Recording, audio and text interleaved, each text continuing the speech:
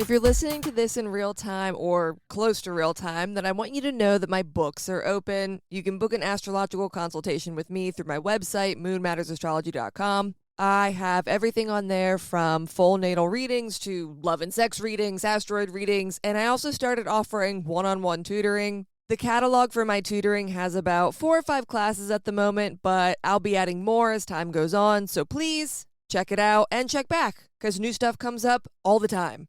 I believe that the majority of my August bookings have been snatched up already, but there are plenty left for September. If you want to know about my bookings in a more timely fashion so you can snag your preferred spot, then make sure you're on my mailing list. It's the best and really only way to know when my books are open and other cool announcements that I sometimes send out.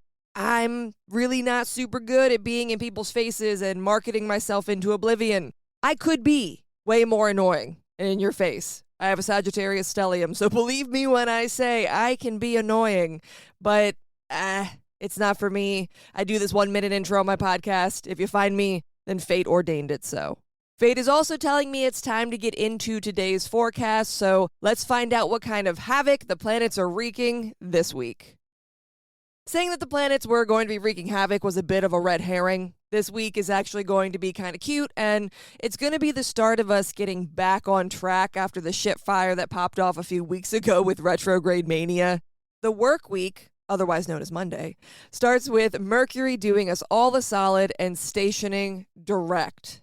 I find that station days, whether it be retrograde or direct, are some of the most intense parts of a retrograde cycle. Stations are when a planet basically comes to a stop, it pivots on a dime, and then it heads the other way. And I have to say this just because I'm a professional astrologer. I have to say it. It's a disclaimer. Retrogrades don't actually stop, change, or move forward or backward. It's all perceived motion. They don't actually move backward. They don't actually stop. The planet doesn't do that. It's a perceived motion. Now that that's out of my system, moving on. So yeah, Mercury's going to station direct on Monday. Be smart with this energy. You know it's coming. If you listen to this, I told you it's coming, so be wise with it.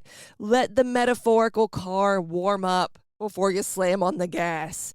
When a planet stations direct, it needs to gain planetary speed to get back to business as usual. It's not like, oh, I stationed direct. Okay, everything's done. We're good. We're moving forward. It's great. No, you need to give it a minute. Things need to propagate. It needs to warm up. That's the best analogy I have. It's like a car warming up in the winter. Just give it a second.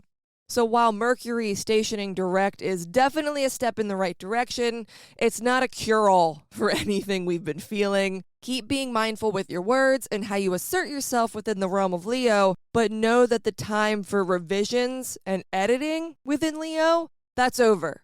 So I hope you made the best of Mercury's retrograde and that you went back and you had those conversations. You revisited the creative space, or you just did something. You went back and you did something. You did something that edited or was a revision of some sort. So I hope you revamped something, but now we're looking to move forward again. So begin orienting yourself forward in a different direction starting this week. Last week I was going on and on about Mars. Well, those aspects that I was talking about with the outer planets and Saturn, they're all going to be moving out of range this week. So that tension with Mars and other people trying to control our actions or dictate our energy, that's going to really start to peter out. It's going to start to fade. Mars is still in detriment, though. So the passive-aggressive antics, that's here to stay. That wasn't just a retrograde thing. People are not going to be direct. There's a lot going on in the background or in secret. Gossip will also pick up a good bit. So if you find yourself come into some interesting information, the best thing you can do is either stay neutral or use it in the most lawful good type of way. Libra is very lawful good, or at least it should be, depending. Adding to the pettiness will not help you work with Mars and Libra's energy. I mean, it will. Pettiness is part of Libra. I'm a Libra rising, so I don't want Libra people to come for me. Pettiness is part of Libra. So when Mars is in Libra, we can be petty. There's a level of pettiness that swirls around. But if we do that, if we be petty instead of lawful good, it's not going to bring out the best that this placement has to offer. It's already hard. Mars already doesn't like being in Libra because it has to move in a very dignified way. And Mars being Mars is like, well, I don't want to do that, so I'll go be petty and indecisive instead. So be rational, be intentional, and even be a little curated with how you're taking action. The word curated can have a bad connotation to it. Maybe because I'm a Libra rising, I don't think it does. But it's being methodical. It's putting thought. It's curating something. Put thought into your action this week. Don't just haphazardly do things. That is not the Libran way. The Libran way is rational, intentional, and curated. While Mars is moving away from all the intensity of the outer planets and Saturn, it's going to begin engaging in a sextile with the freshly stationed direct Mercury. Towards the latter half of the week, we might see a strong uptick in harmonic communication or people trying to smooth over any indiscretions that happened during Mercury's retrograde. We might even be the one trying to smooth things back over. But be really mindful of what is lip service and what is actually someone being legit, even yourself. Look at your actions and be like, am I being legit or am I trying to be catching more flies with, you catch more flies with honey than vinegar? Are you taking that stance and not being authentic? You need to be authentic because Mercury's in Leo, Mars is in Libra. So yes, dignified action, but also it still needs to come from the heart. So be careful with what gossip or information you hold that could be used for good or evil, depending on the application. Mercury and Mars meeting up also means that our minds are going to be moving fast and people are going to be expecting decisions to be made. Libra is not known for being a decision maker, but the pressure from that freshly stationed Mercury that likely feels a little bit behind, it might push us to make choices that we otherwise probably wouldn't be ready to make. So be careful with what you push through, what you commit to, or what you agree to towards the end of the week. Mars in Libra is going to make you uphold whatever it is you get yourself into, so you need to really be sure that it's something you're actually okay with. So we know that Mercury is a big player this week with stationing direct, and Mars is going to be putting some pressure on us to make choices, but there is one more really great thing that's happening this week, and that is the Venus and Jupiter conjunction in Cancer. I've said this for a couple weeks now, but Jupiter has just been chilling in Cancer. It's like Zeus fell asleep in the pool. Well, this week, Venus swan dives into Jupiter's vicinity and shakes it awake. I've definitely felt some of the growing pains of Jupiter in Cancer, but they have chilled out for the past few weeks, and I've talked about this previously where Jupiter in Cancer doesn't always feel good. Yes, it's exalted there, but growing pains hurt sometimes.